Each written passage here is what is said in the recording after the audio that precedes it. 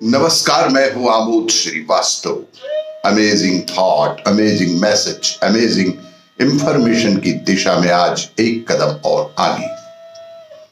आज के इस दो चिंतन का विषय है मन ही मंदिर और लालच का अंत नहीं। आपको ये मेरा वीडियो अच्छा लगे तो लाइक करें, शेयर करें और लाल बटन दबाकर सब्सक्राइब अवश्य करें। साथ ही बेल आइकन दबाना बिल्कुल ना भूलें। आज की इस प्रथम चिंतन का विषय, मन मंदिर में हो सकता है कृष्ण की पूजा।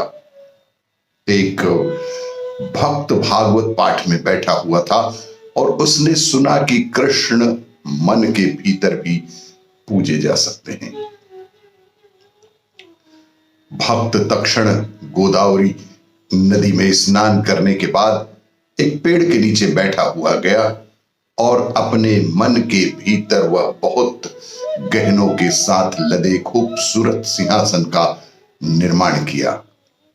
सिंहासन पर भगवान के अर्च विग्रह को रखते हुए वह अर्च विग्रह का गंगा, यमुना, गोदावरी, नर्मदा, कावेरी के जल के साथ अभिषेक कर रहा था। भगवान के लिए प्रसाद भी बनाया और वह परखना चाहता था कि प्रसाद बहुत गर्म तो नहीं, क्योंकि परमात्मा ठंडा लिया जाता है, परमान्ना बहुत गर्म नहीं लिया जाता है। तो उसने परमान्ना में अपनी उंगली डाली और उसकी उंगली जल गई। तब उसका ध्यान टूटा, क्योंकि वहां कुछ भी नहीं था, केवल अपने मन के भीतर वह सब कुछ कर रहा था। लेकिन उसने अपनी उंगली जली हुई देखी तो वह बेहद चकित रह गया। बैकुंठ से नारायण मुस्कुरा रहे थे। देवी लक्ष्मी ने पूछा, आप क्यों मुस्कुरा रहे हैं? मेरा एक भक्त इस तरह पूजा करता है तो मेरे दूतों को तुरंत भेजो उसे बैकुंठ लाने के लिए। भक्ति योग इतना अच्छा है कि भले ही आपके पास भगवान की भव्य पूजा के लिए साधन ना हो, पर मन के भीतर यह सब कर सकते हैं।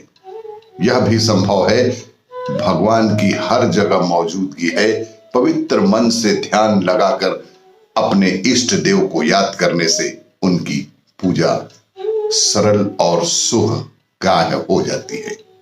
आराध्य देव हमेशा अपने भक्तों की रक्षा के लिए सदैव उनके आसपास उपस्थित रहते हैं। आज के इस दूसरे चिंतन का विषय, लालच का अंत नहीं। एक संत कहीं जा रहे थे तो रास्ते में उन्हें सोने का एक सिक्का मिला।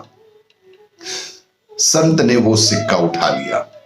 उनके साथ ही कुछ शिष्य भी थे। संत ने शिष्यों से कहा कि ये सिक्का किसी ऐसे व्यक्ति को दूंगा जो सबसे ज्यादा जरूरतमंद है।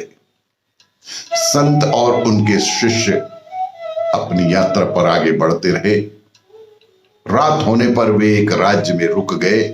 अगले दिन उस राज्य का राजा अपनी सेना के साथ एक पड़ोसी राज्य पर आक्रमण करने के लिए जा रहा था। संत राजा से मिलने पहुंचे। राजा ने संत को प्रणाम किया तो संत ने अपने पास से सोने का वह सिक्का राजा को दे दिया। राजा ने संत से पूछा, आप ये सिक्का मुझे क्यों दे रहे हैं? संत बोले, इस सिक्के को सबसे जरूरतमंद व्यक्ति को दूंगा, ऐसा मैंने संकल्प लिया था। तो फिर राजा ने कहा, मेरे पास तो अपार धन संपत्ति है, मैं जरूरतमंद नहीं हूं। इस पर संत ने कहा कि आपके लालच का अंत नहीं है। इतनी संपदा होने के बाद भी आप और राज्य चाहते हैं और संपत्ति संपदा चाहते हैं। मेरी नजर में आपसे ज्यादा जरूरतमंद और गरीब कोई दूसरा व्यक्ति नहीं है, इसलिए इस सिक्के के आप ही तो हकदार हैं। संत की ये बातें सुनकर राजा को समझ आ गया कि वह लालच की वजह से ही दूसरे राज्य पर हमला करने जा रहा है। राजा ने संत से कहा कि आपने मुझे मेरी गलती का एहसास करवा दिया, मुझे क्षमा करें। राजा ने दूसरे राज्य पर आक्रमण करने का विचार ही छोड़ दिया और अपनी सेना के साथ अपने महल में वापस लौट गया और देशवासियों की ही सेवा में लग गया। आपको ये मेरा वीडियो अच्छा लगे तो लाइक करें, शेयर करें और सब्सक्राइब अवश्य करें। धन्यवाद।